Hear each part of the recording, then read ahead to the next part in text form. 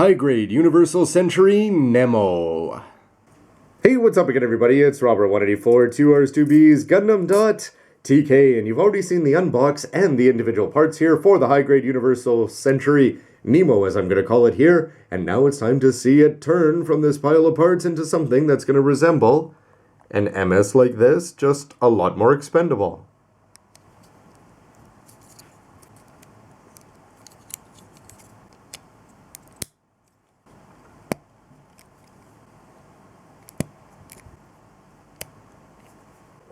And when he's all put together, fans of old school 80s color schemes and general garish colors like this, well, for me, it's definitely a big plus here. The green is going to be standing out against the navy blue, and the pluses that you're going to be getting from the yellow, just in terms there of the vents, is going to be fantastic. Unfortunate that all the other colors, in terms of the red from the thrusters, are all going to be provided in seals, but the places where you do see the gray inner frame, whether it's down in the ankles, on the sides of the legs, or the little pluses that we're going to see around the shoulders, are all going to be looking good, and especially when you add in the simple details up on the head. And backpack and thrusters there, he's going to be looking like a very solid mass-produced mobile suit. But with solid looks, how does the posability work out? Well, front skirts up, you can kick all the way forward, and the side skirts there are only going to move off that much, but you could do almost full splits, although it doesn't want to seem to do much more than that. Remember, however, that you're only going to be getting 90-degree bends, even though they're going to be looking pretty good there for the knees. And the ankles are going to move well front and back, and the foot actually is going to detach itself from the heel and move very well side to side and look good doing it, but that is not the number you want to see in terms of range of motion. The waist will rotate all the way around if you so want to, although there's going to be a little bit of a clicking sound there as you do it. But in terms of mobility, it's not going to move very much front to back, and it's just going to end up going back into position there.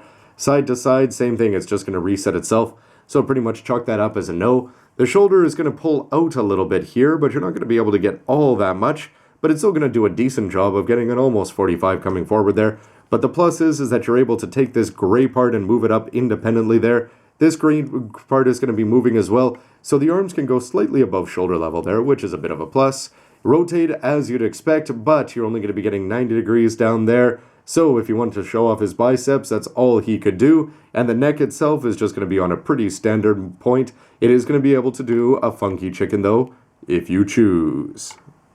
Height comparison now, here it is next to the 1/144th real grade Gundam Mark II to kick things off in Zeta Gundam as the lead, and you can see that you're definitely going to have a lot more details as you'd expect with a real grade price and quality. However, in terms of size and proportions, the Nemo is going to be again looking suitably mass-produced and cannon fodder-ish.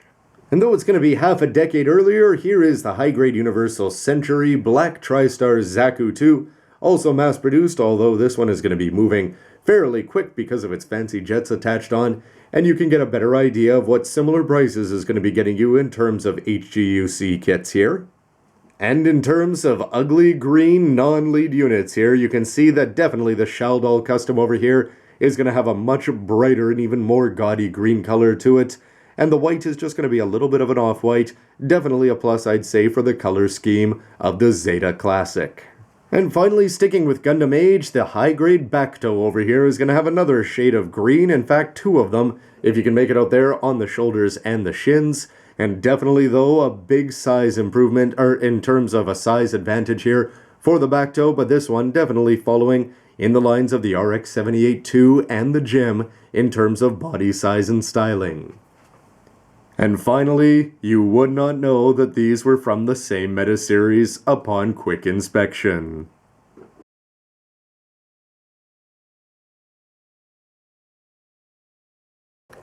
When he's armed up, it's going to be no problem at all there, with the shield having two positions, and the beam rifle, because it's got a peg attached onto it, is going to fit very well into the manipulator there, and this guy is not going to come across as anything fancy or flashy in terms of his armament, but just a quiet competence. For action poses though, down on the ground, the shoulder is going to have some incredible, very good range of movement there, and because of that, if you want to have him looking down the barrel of his beam rifle, it's going to be no issue whatsoever.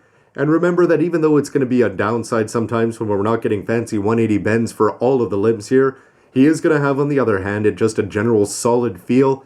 and whenever you move him into a ground position, you have confidence that he's going to stay there, and the ankles are moving remarkably well, and anytime that you do see those gray innards down there, I'd say that it's a plus. And the shoulder did a good job of coming out to the outside of the body, but as you can see it extended here as you bring the beam rifle across the chest, that shield is going to be looking effective, and again, just solid overall when you're trying to do poses. And the beam rifle is going to be looking okay up in the air there, and the shield, remember, can be shortened to half the size overall, while still keeping the colorful part on display, and I just reversed it around to make it look a little bit more interesting as if he was going to impale somebody, but if you do it right side up, depending on the angle that you want to twist it at, it's going to have an interesting feel, and you're probably going to keep it in the long form a lot more often. And if you want to go dual beam sabers there, no matter what ridiculous pose you want to put them in, one high, one low here, they're still going to be looking very good just because of the bright, vivid colors that's going to be in there. And it's going to be a slightly different green from the overall body form there, and look pretty good. Especially if you want to get them off the ground with the help of an action base too, it's always great to have a green one here. I bought them for 00, but this is actually going to be fairly appropriate. And the beam sabers, again, no matter which shield angle you put them at, are going to be looking okay thanks to their color, and it's another plus that if you get them up in the air, you're going to see a little bit more of the thrusters in the back of the legs down there, and remember that the bottom of the feet are supposed to have some fancy red coloring that you can go ahead and add up if you want to go ahead and paint it. Somewhat surprising that that wasn't included on this massive seal sheet. But how's this for a plus? Anytime that you can get a high-grade universal sentry that's going to be able to take a small weapon, especially in the case of this beam rifle, and hold it well in two hands there, and the folded up shield is actually going to come in handy, definitely a plus. And again, it's the kind of thing if you had about 10 of these on display flying out of a model ship, it would actually look very good in terms of army building. So that's going to wrap up my look at the mobile suit here for the high-grade Universal Century Nemo. Simple and fairly solid with some good play options. You have to wonder though if you want a few more. Anyway, everybody, stick around for my final verdict where I'll have a list of all the good and bad things that I could pick out for this kit. And for those of you that have already built it in either of its colors, would love to hear your thoughts with a comment down below, especially the people who have built this compared to the Master Grade. Anyway, everybody, stick around for lots more news, reviews, and everything else you can use. Thanks for watching. See ya. If you forget about the Black Tri-Stars part, we could be Team Not Easy Being Green.